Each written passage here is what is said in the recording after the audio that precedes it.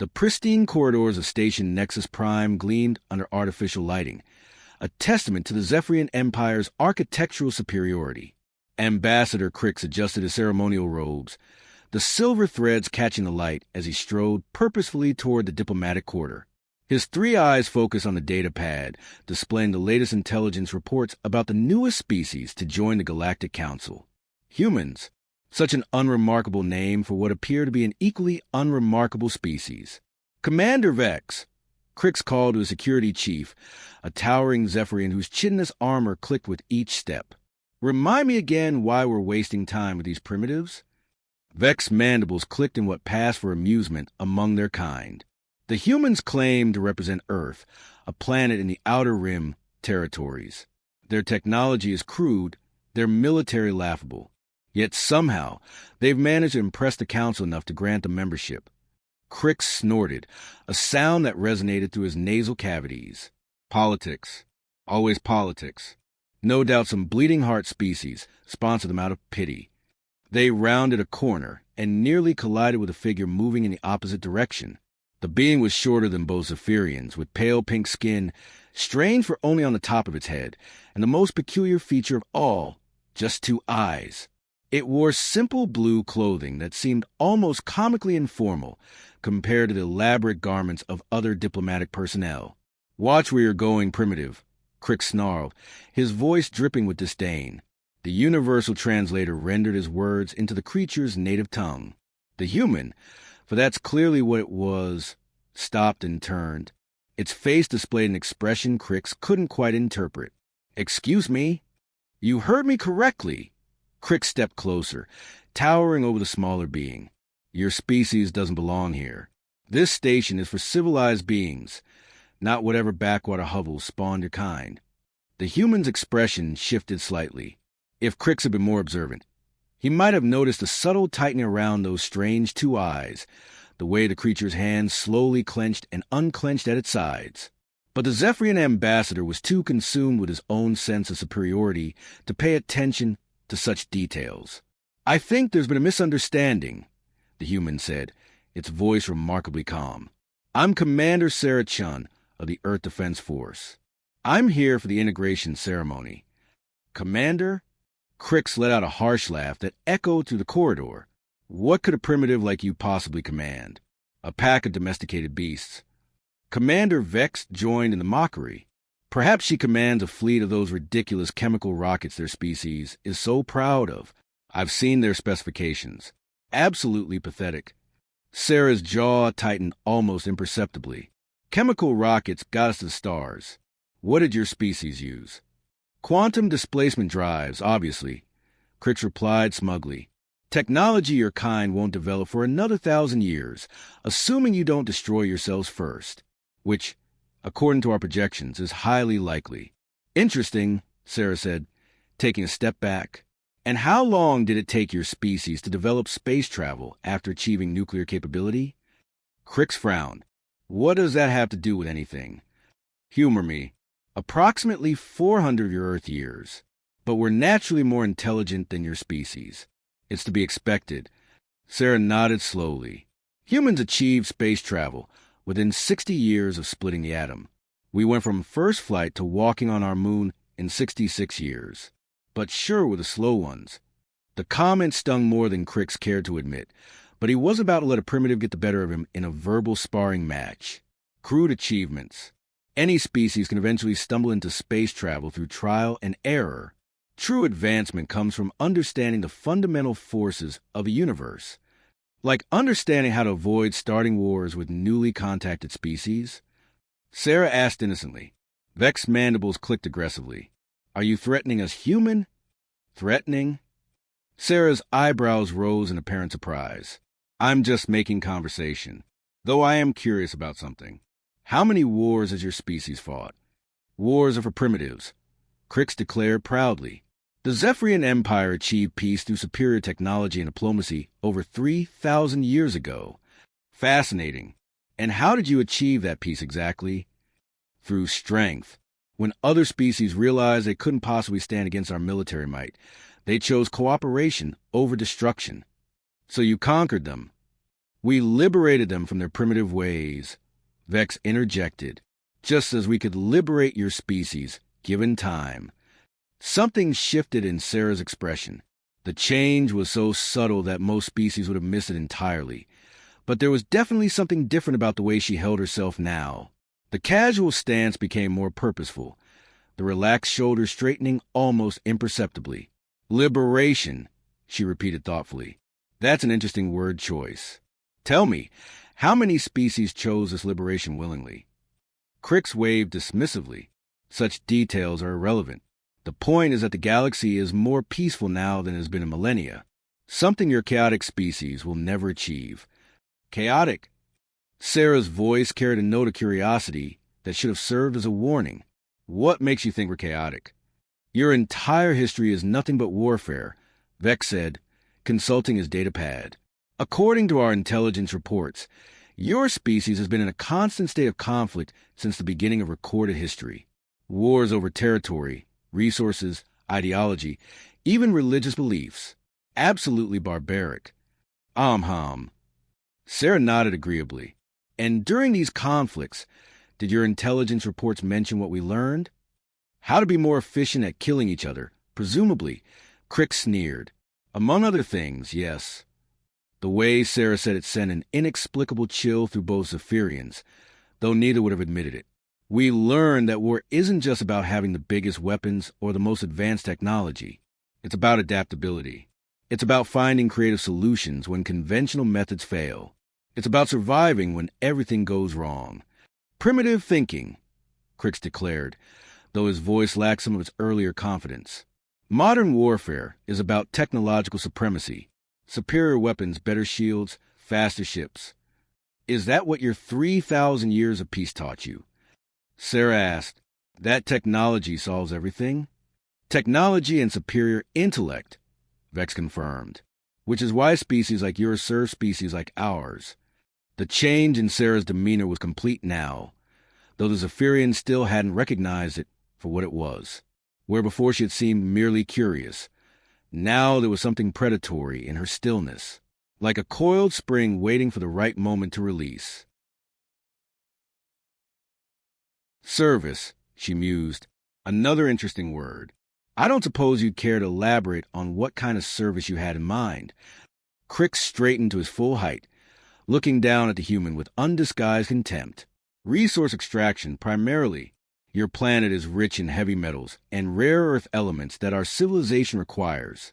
Your species could serve as a labor force, under proper supervision, of course. Of course. Sarah's voice was perfectly level. And if we decline this generous offer?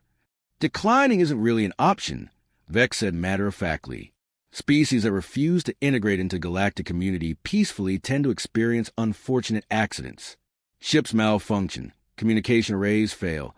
Sometimes entire colonies just disappear. How terrible for them. Yes, quite tragic, Crix agreed, completely missing the sarcasm. But that's what happens when primitive species try to play in the same league as their betters. Sarah was quiet for a long moment, and both Zephyrians interpreted her silence as a stunned realization that her species was hopelessly outmatched. They couldn't have been more wrong. You know, she said finally, there's something your intelligence reports probably didn't mention. Oh, and what's that? Crix asked condescendingly. The reason humans fought so many wars wasn't because we enjoyed it. Well, not most of us, anyway. A small smile played at the corners of her mouth, and for some reason, it made both aliens uncomfortable. We fought because we had to. You see, Earth isn't like most planets in the galaxy. It's what we call a deathworld. Deathworld. Vex consulted his datapad again. I don't see any reference to that classification in our files. That's because it's a human term, Sarah explained helpfully. It refers to planets where the environment is so hostile that only the most adaptable, most ruthless, most cunning species survive to intelligence. Planets where every day is a struggle against extinction. Crix laughed. Your planet can't be that dangerous if your species managed to survive long enough to develop space travel. Can it? Sarah's smile grew wider, and there was something unsettling about it now. Let me paint you a picture. Earth has weather systems that can level entire cities in minutes. We have storms that generate winds over 300 kilometers per hour. We have earthquakes that can split continents. We have volcanoes that can blot out the sun for years. Natural disasters exist on many worlds, Vex said dismissively. Sure they do, but Earth also has predators, creatures that evolve specifically to hunt and kill other creatures. We have sharks that can smell blood from kilometers away. We have big cats that can leap 15 meters and crush bones with their jaws. We have bears that can run 40 kilometers per hour and weigh as much as a small vehicle. And you survived alongside these creatures? Crix was beginning to sound less certain. Survived? Sarah's laugh was sharp and humorless. We didn't just survive alongside them. We hunted them. We tamed them. We drove most of them to extinction. The ones we didn't kill, we turned into pets. Both Zephyrians were staring now, though they tried to maintain their composure. But here's the really interesting part, Sarah continued, her voice taking on an almost conversational tone. The biggest predators on Earth weren't the sharks or the bears or the big cats. The most dangerous predators were other humans. For millions of years, the biggest threat to human survival wasn't the environment or the wildlife. It was each other. Crix's throat clicked nervously. Impossible. A species can't survive if it's constantly at war with itself. Can't it? Sarah tilted her head slightly. What do you think happens when you take a species that evolved in that environment and then give them thousands of years to perfect the art of warfare? What do you think happens when you take creatures that are already the most dangerous predators on their planet and then force them to get even better at killing? The corridor suddenly felt much colder, though the temperature hadn't changed. You're trying to frighten us, Vex said, but his voice lacked conviction. Am I? Sarah shrugged. I'm just sharing some facts about human evolution. For instance, did you know that humans are persistence hunters? We're not the fastest or the strongest, but we can run for hours without stopping. We can track wounded prey across continents. We never give up. Interesting trivia. Crix said weakly. Here's another fun fact. Humans are one of the few species in the galaxy that can function effectively while experiencing severe physical and psychological trauma. We call it shock, and while other species would simply shut down, humans can keep fighting, keep thinking, keep killing, even when they're technically dying. The silence stretched uncomfortably. Oh, and one more thing, Sarah added, almost as an afterthought. Humans are the only known species that actively seeks out stronger opponents. Most species avoid confrontation with superior forces. Humans? We see superior forces as a challenge to overcome. We study them, we adapt them, and then we destroy them. Crix was no longer trying to hide his discomfort. You're exaggerating. Am I? Let me ask you something. In all your intelligence reports, did you happen to notice how quickly humans went from primitive chemical rockets to interstellar travel? 60 years. Vex said automatically. And how long did it take us to go from our first interstellar voyage to joining the Galactic Council? Both Zephyrians checked their data pads. The answer they found there made them both go very still. 18 months, Crix whispered. 18 months, Sarah confirmed. Do you know what humans accomplished in those 18 months? Neither alien answered. We explored 47 star systems. We made first contact with 19 different species. We established colonies on 12 worlds. We built a fleet of over 300 interstellar vessels. And we did it all while fighting a war against a species called the Vrex, who thought they could enslave us. The Vrex? Vex's mandibles clicked rapidly. But they were a Tier 2 civilization with quantum weaponry and planetary defense networks. Sarah agreed. Past tense. They don't exist anymore. The temperature in the corridor seemed to drop another 10 degrees. Impossible, Crix breathed. You keep using that word, Sarah observed. I don't think it means what you think it means. The Vrex made the same mistake you're making right now. They looked at humans and saw primitives who could be easily conquered. They didn't realize that primitives who survive on Deathworlds aren't primitives at all. They're apex predators who've been pretending to be civilized. She took a step closer, and both Zephyrians instinctively stepped back. The Vrex learned what it means to fight a species that evolved from persistence hunters. They learned what it means to face enemies who never surrender, never retreat, and never forgive. They learn what happens when you threaten something a human cares about. Her voice had dropped to barely above a whisper, but every word carried clearly in the corridor. By the time they realized their mistake, it was too late. Human fleets were already burning their worlds. The silence that followed Sarah's words stretched like a taut wire ready to snap. Ambassador Crix found himself struggling to process what he had just heard, his three eyes darting between the human and his security chief. Commander Vex's chitinous armor clicked nervously as he shifted his weight from one leg to another. "You're lying," Crix said finally, though his voice carried none of its earlier arrogance. The Vrex were an established civilization. They had treaties, trade agreements, defensive pacts. "Had," Sarah repeated softly. Past tense again. Amazing how often that comes up when discussing species that threaten humans. Vex consulted his datapad with trembling hands. His mandibles clicked rapidly as he scrolled through databases, searching for any reference to the Vrex civilization. What he found made his exoskeleton grow cold. "Ambassador," he whispered urgently, "I'm not finding any current records of Vrex communications. Their last registered transmission was exactly 18 months ago." Crix snatched a datapad, his eyes scanning the screen frantically. Trade routes that had once connected Vrex systems now showed as status unknown. Diplomatic channels that had been active for centuries were marked as no response. Even their emergency beacons had gone silent. 18 months, he breathed. The same 18 months. Sarah nodded approvingly. "You're starting to understand." "Good. Intelligence is highly valued among humans. We prefer smart enemies to stupid ones. Smart enemies provide better challenges." "Challenges." Crix's voice cracked slightly. "Oh, yes. Humans love challenges.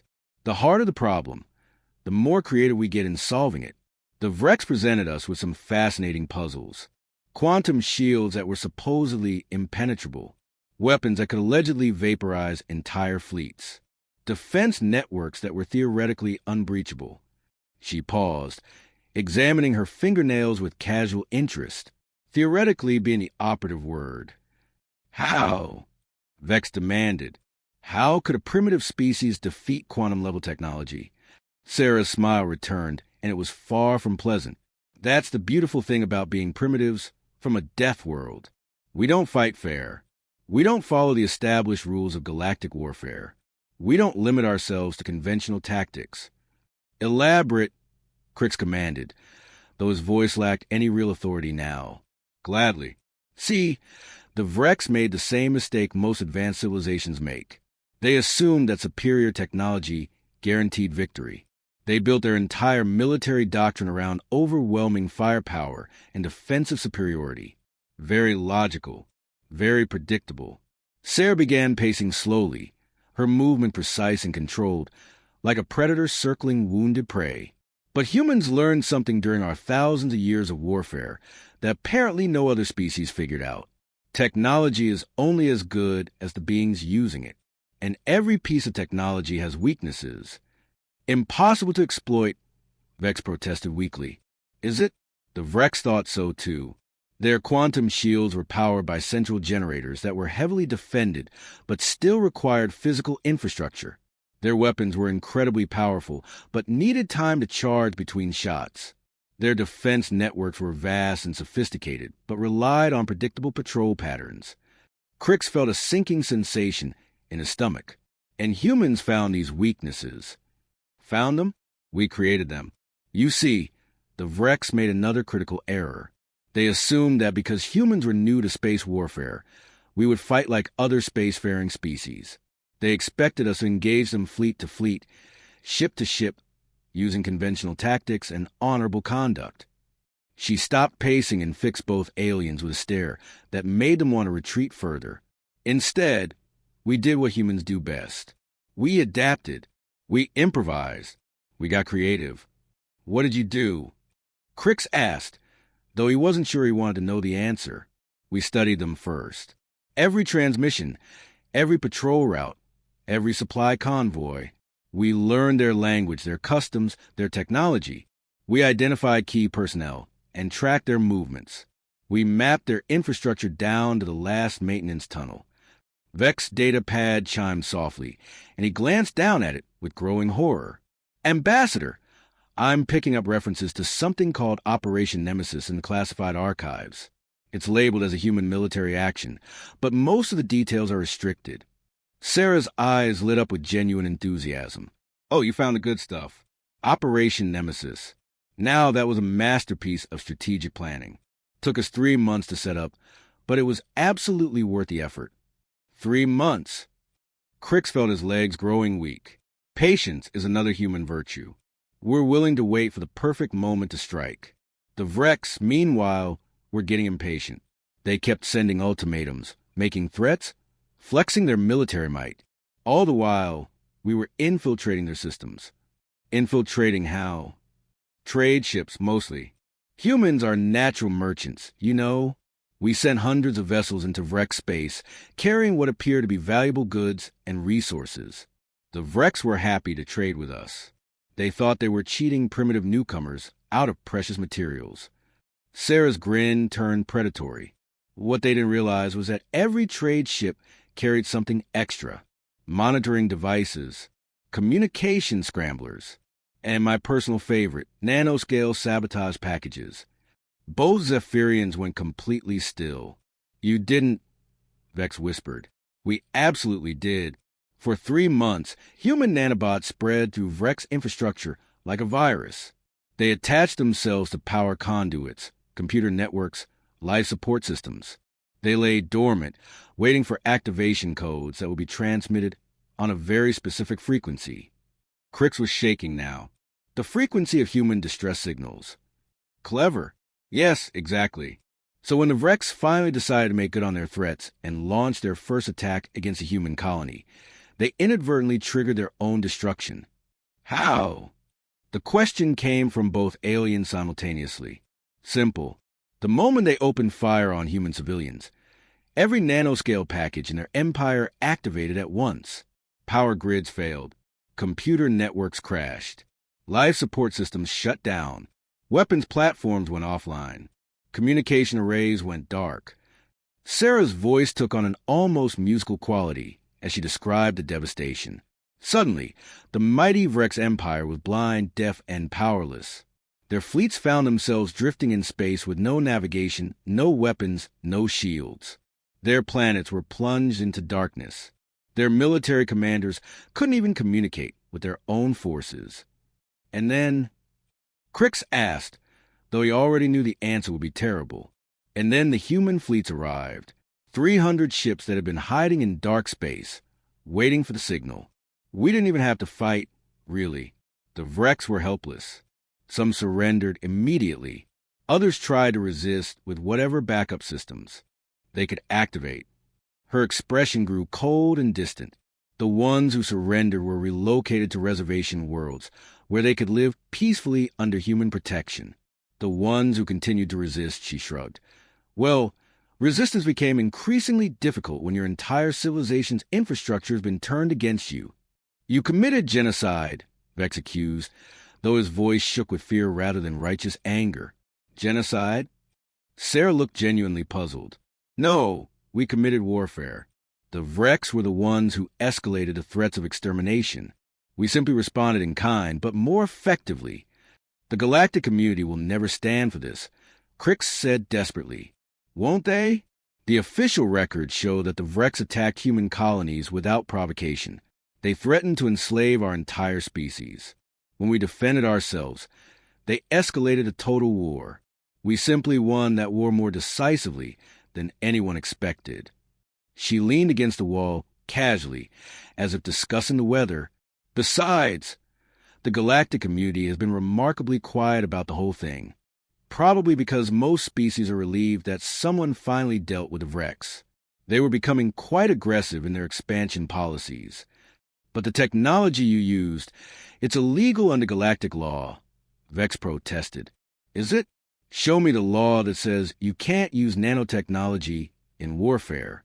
Show me the regulation that prohibits infiltration tactics.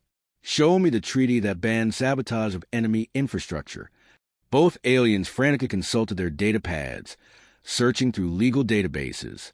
There aren't any, Sarah said helpfully, because no species in galactic history has ever thought to use such methods.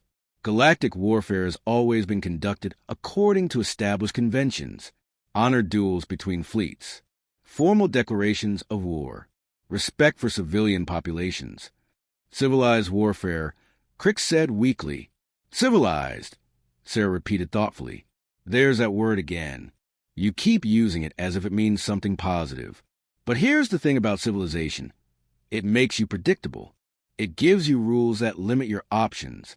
It makes you weak. She pushed off from the wall and took a step toward them. Humans aren't civilized.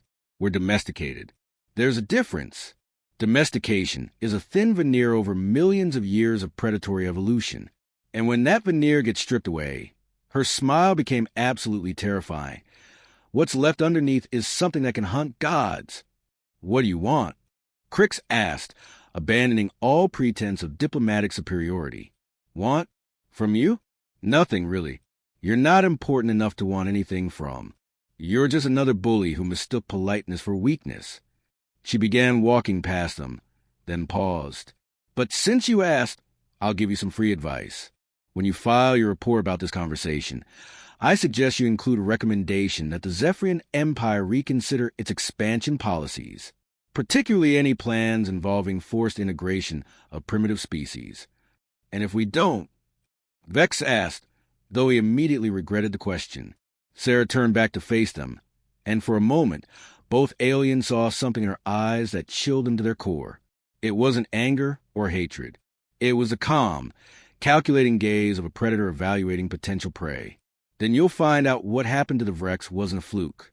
You'll discover that humans have been very busy during our 18 months in galactic society. We've been learning. We've been adapting. We've been preparing. Preparing for what? For the inevitable moment when another species decides that humans need to be put in their place. When that happens, we want to be ready to provide a comprehensive educational experience. She resumed walking, calling back over her shoulder. Oh, and gentlemen, you might want to check your data pads again. I believe you'll find some interesting updates in your intelligence files. Both Zephyrians immediately activated their devices, and what they found made their exoskeletons rattle with terror. The files on human capabilities have been updated in real time during their conversation. New data flowed across their screens, detailing human military assets, technological capabilities, and strategic positions throughout the galaxy.